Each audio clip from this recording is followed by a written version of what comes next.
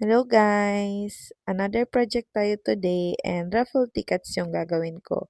At first time ko itong gawin kaya sama-sama tayong matuto and ma-stress ng very light. Pero bago ang lahat, i-unbox ko muna ito yung supplies. And ito pala yung mga gagamitin kong papel. By the way, 5,000 pieces ito.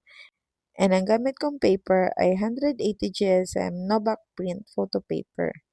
And eto naman yung unang printout ko. Nilagyan ko ng lines and numbers kasi gusto ko organize. Ayaw ko malito pag nagka-cut ako. Kunwari prepared, pero ang daming mali. So, bago ako mag-breakdown, nag-decide muna ako mag-perforate gamit itong 12-in-1 paper trimmer para mapunit ng maayos yung tickets later.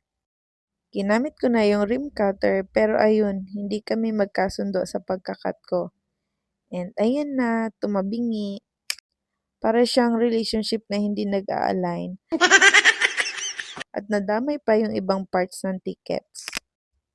So after dyan, balik ulit sa pagkakat pero this time sabi ko, okay, ibang strategy naman.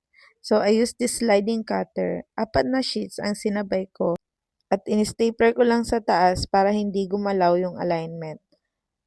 At yes, this time, nag-work naman finally.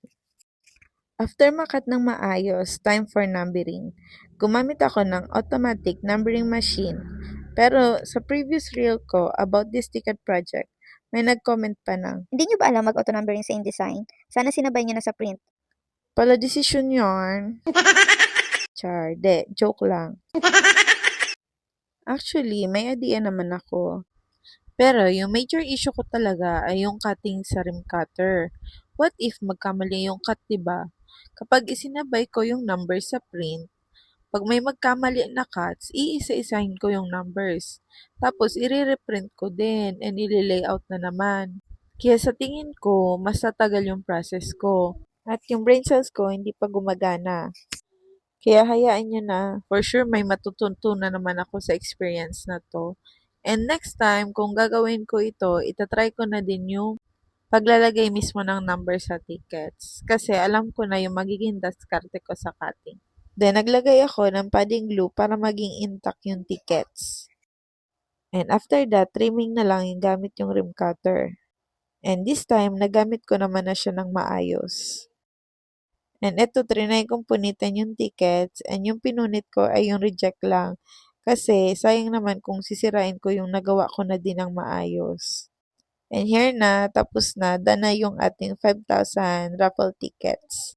And another product to offer naman nga ito sa ating shop.